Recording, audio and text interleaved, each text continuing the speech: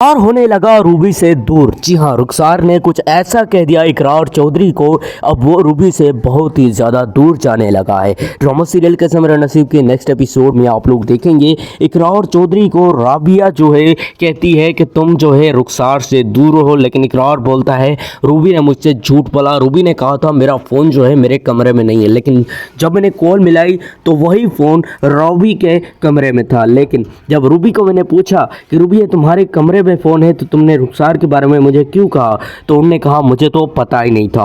और उसके बाद इकरार चौधरी अब रूबी से इसीलिए भी नाराज़ है क्योंकि एक जो रूबी को जो कुछ होता है वो इकरार को नहीं बताती। और जब भी उन्होंने रुखसार ने जब भी रूबी को थप्पड़ मारी तो रुखसार को उन्होंने नहीं मारी। इसी वजह से इकरार चौधरी कहता है कि तुम्हारे हाथ नहीं है। इसी वजह से इकरार चौधरी जो है अब रुखसार से जो है दूर नहीं बल्कि करीब होता जा रहा है। और रुखसार जो है अब इकरार चौधरी पर अपने प्यार के डोरे डालना शुरू कर दिए हैं। मैं आपको ये भी बता दूं, अब रुखसार को लगता है कि अब जो इकरार चौधरी है अब जो है मेरे जाल में फंस जाएगा, मैं जैसे उसे कहूँगी वैसा होगा।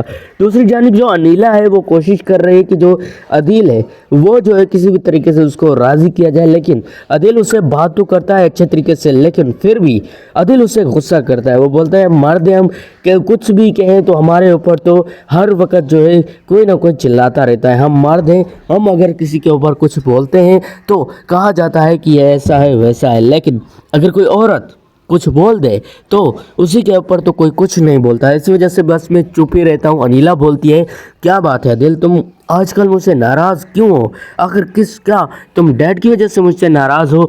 तो इधर जो आदिल है वो बोलता है अनीला को नहीं, बिल्कुल भी ऐसी बात नहीं है। यहाँ पर यह भी बता दूं कि अनीला को लगता है कि काश मैंने शगुफ्ता को जो है आमना का जो केस था उसमें हाथ ना डाला होता। अगर मैंने ऐसा ना किया होता तो आज मेरे हाथ में ये सब कुछ ना होता।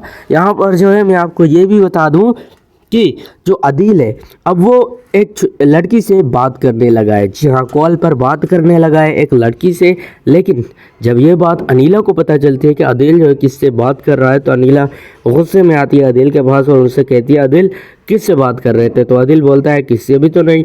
वैसे अदील जो है मुझे लगता है कि बस एक ड्रामा कर रहा है अनीला से जो है बात ना करने का। बाकी जो है अदील को तो और कुछ नहीं है, बस अनीला को जो है थोड़ा सा चिढ़ाने के लिए ये सब कुछ कर रहा है। यहाँ आपको ये बता दें अब इकरार चौधरी ने फाइनल कर दिया है। अब जो रूबी है वो राबे के पास आती है और उनसे कहती है कि मुझे तो कुछ समझ में नहीं आ रहा, मुझे लगता है अब सब कुछ ऐसा नहीं रहेगा, अब जो है सब कुछ चेंज होने वाला है।